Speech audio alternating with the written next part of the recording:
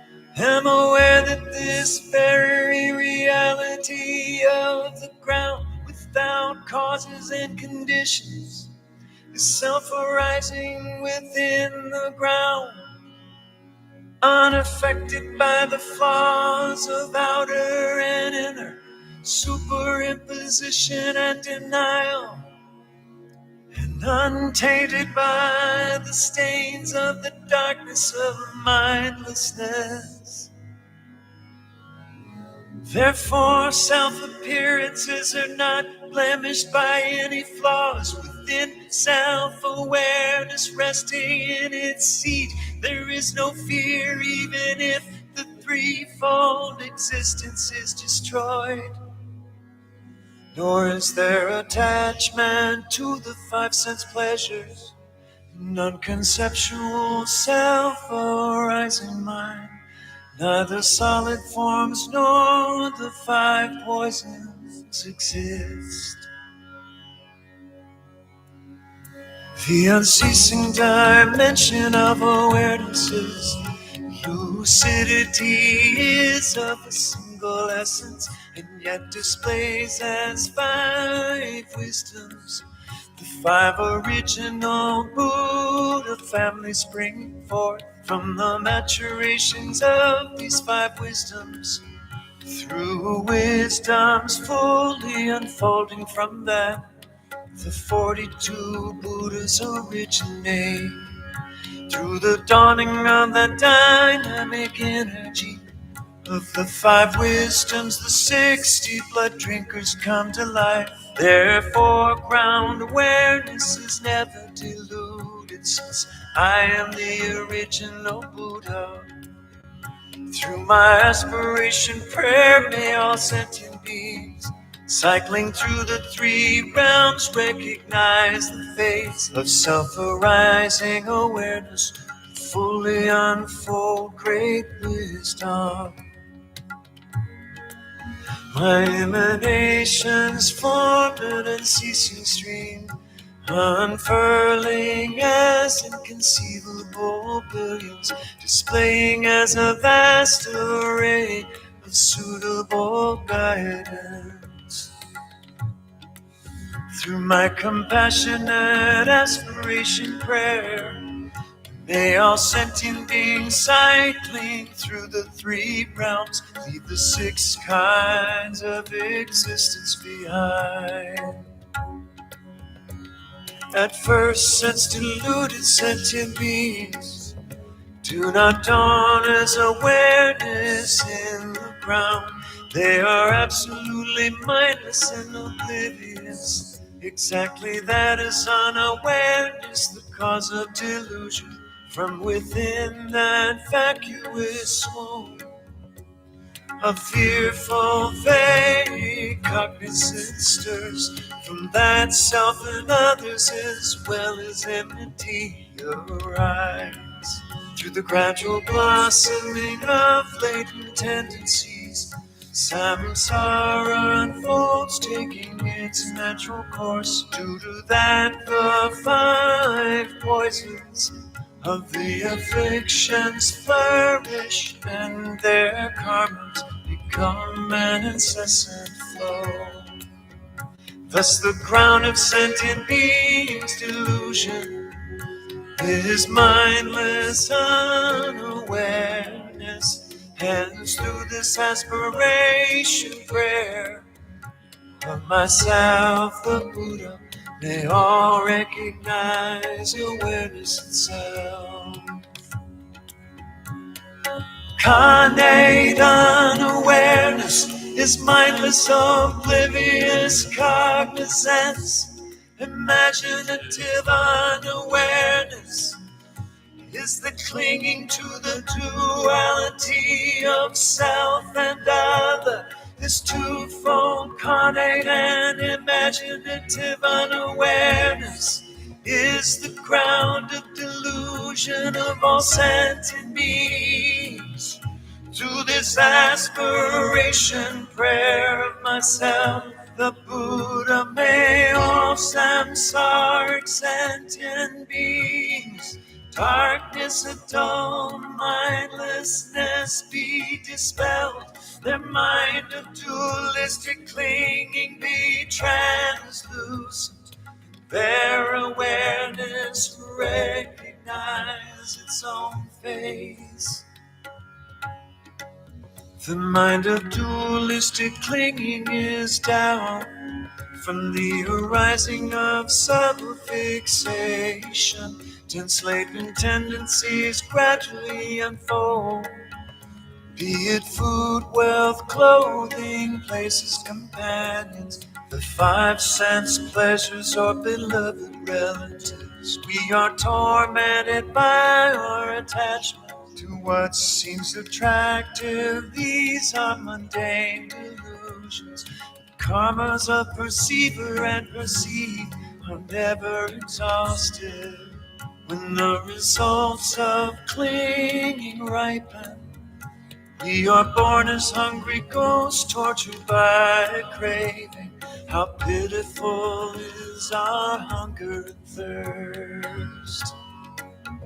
Through this aspiration, prayer of myself, the Buddha, may sentient beings full of attachment and clinging neither cast out the torment of desire, nor welcome the craving of attachment, but may awareness take its very seat, through letting mind relax in its own state, and may discriminating wisdom be attained. A subtle mind of fear stirs around the appearance of external objects. Thus the unfolding of hatred's latent tendencies leads to powerful enmity, beating and killing. When the results of hatred ripen, oh, how we suffer through being boiled and burned in hell. To this aspiration, prayer of myself, the Buddha, when fierce hatreds flare up in all sentient beings of the six realms, may relax in its own state without adopting or rejecting. May awareness take its own seat, and may lucid wisdom be attained. Our own mind being hearty, it vies with others and puts them down. Through the arising of intense pride, we experience the suffering of fighting and struggling with others. When the results of those actions ripen, we are born as a God, experiencing transition and downfall. Through this aspiration, prayer of myself, the Buddha, when sentient beings give rise to such haughtiness, may they let their mind relax in its own state. May awareness take its very own seat, and may the wisdom of equality be realized. Triggered by the latent tendencies of rampant dualistic clinging, the competitive mind of fighting and the struggling blossoms from the pain of praising ourselves and disparaging others. Being thus reborn in the Asura realm of killing and slashing, we take a deep plunge into the realms of hell. Through this aspiration, prayer of myself, the Buddha, when a competitive mind fighting and struggling dawn, may we not entertain enmity, but let it relax in its own place. May mind take its very own seat, and may the wisdom of unimpeded, enlightened activity be. Mindlessness, indifference, distraction, obtuseness, dullness, forgetfulness, unconsciousness and laziness and bewilderment result in roaming as animals without any shelter.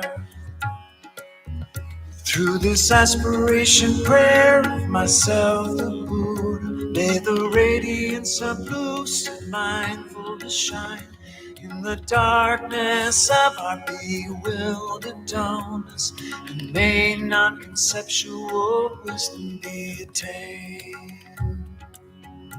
All sentient beings of the three realms are equal to myself, the Buddha, the ground of all. But for them it became the ground of mindless delusion.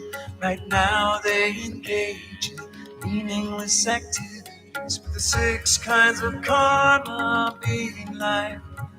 Delusions in a dream, however, the primordial Buddha, in order to guide the 6 kinds of beings through emanations, through this aspiration prayer of Samantha Bhadra, may all sentient beings without exception become awakened in the Dharma Dhatu.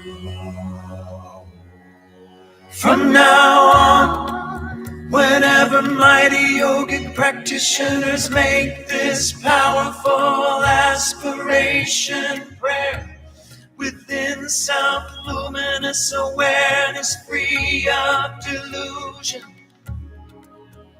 all sentient beings who hear it will fully awaken within 3 lives. During solar or lunar eclipses, when clamor or earthquakes happen, at solstices or at the turn of the year, if we let ourselves arise, the Samantha Bhadra, recite this prayer within the hearing of all, through the aspiration of us yogic practitioners.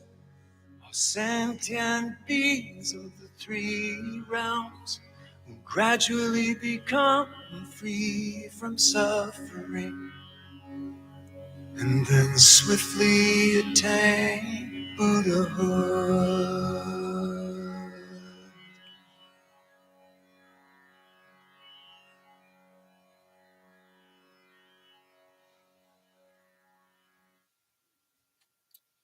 Turn to page 32 in the prayer book for the conclusion.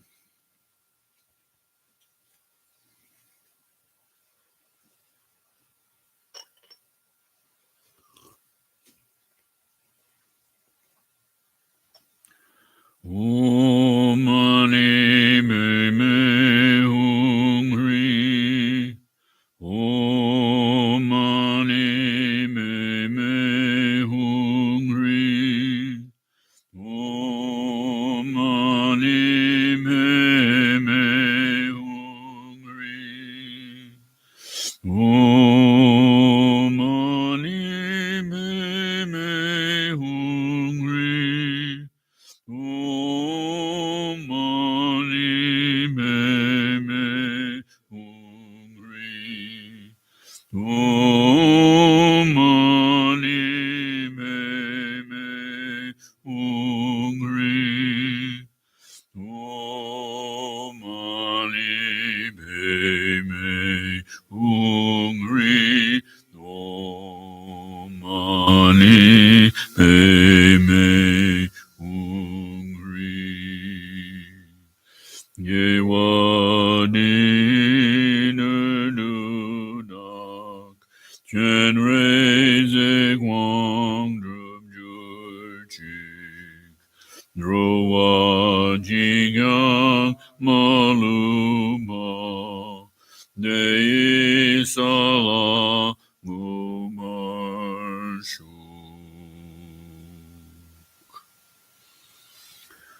Okay, thank you, everybody. Let's see. Feels like winter is coming. I guess that's good. Hopefully not tomorrow. Hopefully not tomorrow, right? Not until I get my snow tires on. or my ball tire's off anyway. All right, Gretchen.